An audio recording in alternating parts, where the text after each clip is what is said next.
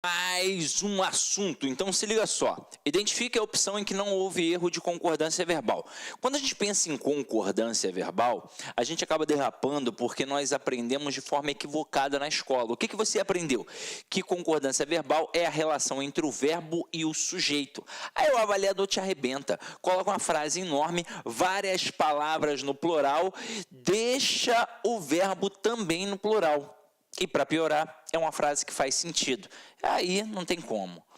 A frase faz sentido, você aprendeu que o verbo concorda com o sujeito, um monte de coisa no plural, ora, então tá certo. Mas o verbo ele não concorda com o sujeito. Ele concorda apenas com o núcleo do sujeito. E quem sempre vai ser o núcleo do sujeito? O substantivo sem preposição. Então eu posso ter várias palavras no plural dentro daquele sujeito. Se o núcleo estiver no singular, o verbo obrigatoriamente ficará no singular. Acompanha aqui comigo para você ver como é que isso funciona. Ó, eu coloco assim, o uso de drogas e bebidas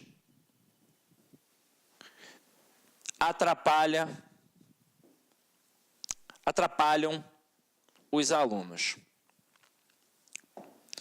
Essa frase, a princípio, parece certa, mas ela está errada. E como é que eu mato isso? Eu mato isso pelo sistema SVC, em que eu tenho sujeito, verbo e complemento. É o principal sistema linguístico da língua portuguesa. O que eu faço? Eu acho o verbo, pergunto a ele quem é o sujeito, e automaticamente o resto é o meu complemento. Só que é o seguinte, na hora em que eu achei o verbo e perguntei a ele quem é o sujeito, eu resolvi já grande parte da questão de concordância verbal, que é essa relação, claro, entre o verbo e o sujeito. Mas o verbo concorda com o sujeito todo? Não, ele concorda apenas com o núcleo do sujeito. Então, além de encontrar o sujeito, eu tenho que encontrar o núcleo do sujeito. Então, vamos lá. Ali tem o verbo. É o verbo atrapalhar. Só que está grafado no plural. Atrapalham. Eu achei. Por que aquele cara é o verbo? Porque é o cara que eu posso conjugar. Eu atrapalho, tu atrapalhas, ele atrapalha e por aí vai. Não dá para fazer isso com nenhum outro elemento. Agora, o que eu faço? Eu pergunto a ele quem é o sujeito. Sempre utilizando quem ou o que. Então, vamos lá. Quem ou que atrapalha os alunos? Reparem que a minha pergunta foi no singular. Ué, mas por que não no plural, já que o verbo está no plural? Pode ser uma pegadinha, eu ainda não fiz a pergunta, eu ainda não sei quem é um referente. Então, quem ou que atrapalha os alunos? A resposta, o uso de drogas e bebidas. Tudo isso é o meu sujeito. Agora, eu pergunto, sujeito simples ou composto? Aí muita gente vai dizer sujeito composto, porque vai ver que aqui tem drogas e bebidas. Mas espera aí. Eu jamais posso ter um núcleo de sujeito preposicionado. O núcleo será sempre um substantivo sem preposição. Então, aqui o núcleo é a palavra uso. Então, se o núcleo está no singular, como é que tem que ficar o verbo? No singular. Então, a frase correta, o uso de drogas e bebidas atrapalha os alunos, pois o que de fato atrapalha é o uso. Até porque isso já interfere na intencionalidade discursiva. Se a minha intenção fosse dizer que as drogas e as bebidas atrapalham os alunos sempre, a frase seria: drogas e bebidas atrapalham os alunos. Eu teria um sujeito composto, o verbo ficaria no plural para concordar com esse sujeito composto e eu estaria dizendo exatamente isso, que as drogas e as bebidas atrapalham os alunos em qualquer tipo de situação. Só que a minha intenção foi dizer que apenas o uso atrapalha. Então eu posso ter um monte de droga aqui, cocaína, loló, maconha, desirê, MD, êxtase, por aí vai. Se eu não usar, não vai me atrapalhar. Só vai atrapalhar caso eu use.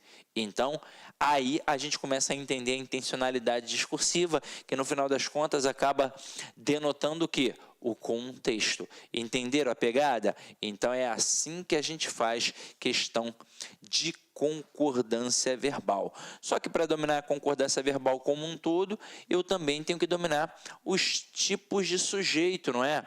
E na língua portuguesa eu tenho 3 tipos. Eu tenho o sujeito determinado, o indeterminado e tenho a oração sem sujeito. Ah, mas eu lembro que estudei um monte de coisa, Sidney. Sim, porque eles se ramificam.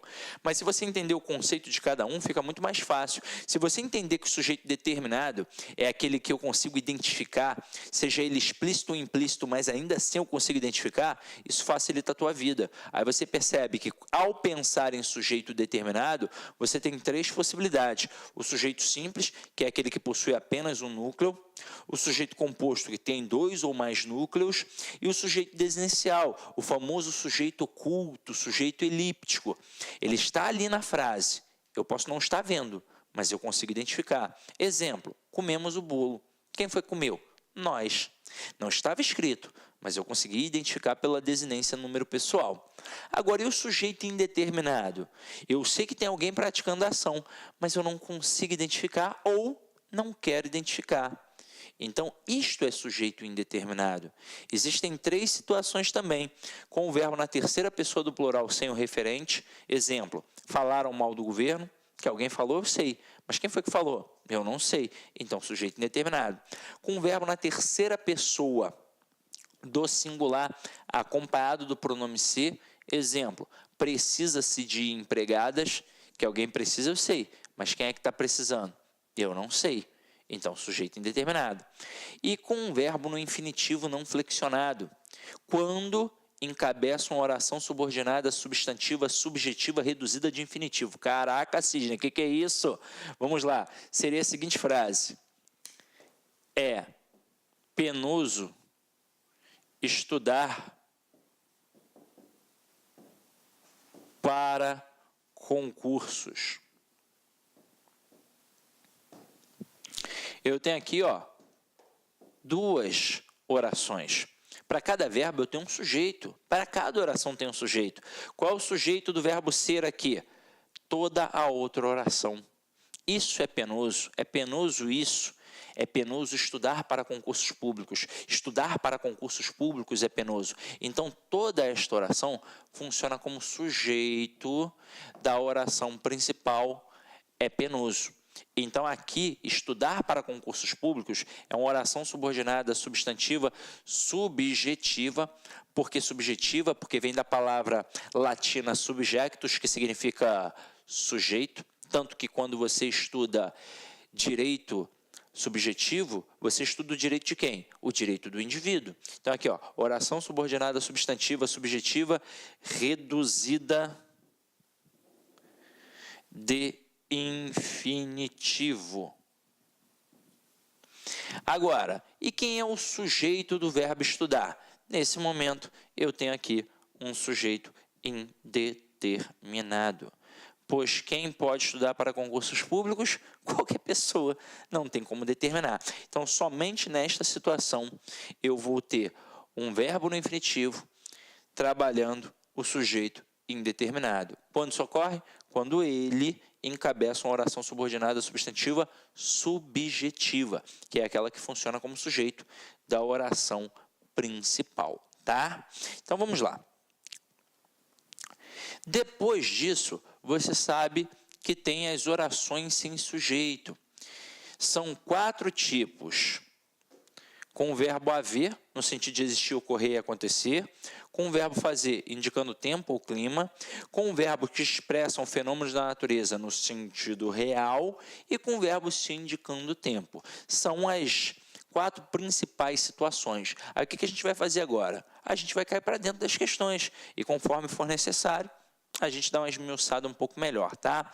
Então acompanha aqui comigo, Letra A. Já fazem alguns dias que não se veem. Galera, o verbo fazer, indicando tempo ou clima, ele é o que a gente chama de verbo impessoal. O que é um verbo impessoal? É um verbo que não tem uma pessoa para concordar, portanto, caracteriza uma oração sem sujeito. Então, obrigatoriamente, vai ficar no singular. Então, aqui eu não posso colocar já fazem. Eu tenho que, obrigatoriamente, colocar já faz alguns dias que não se veem. Letra B. As crianças da cidade têm privilégios. Cuidado. Verbos ter e vir caem bastante em prova. No singular, não possuem acento. E no plural, vão possuir acento.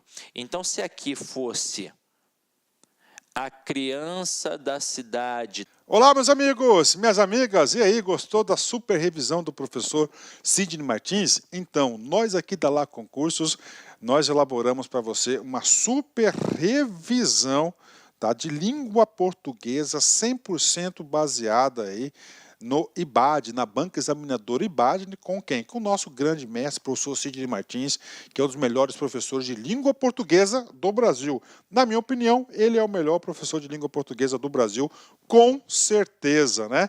Meus amigos, minhas amigas, então tá aí a revisão do Sidney Martins.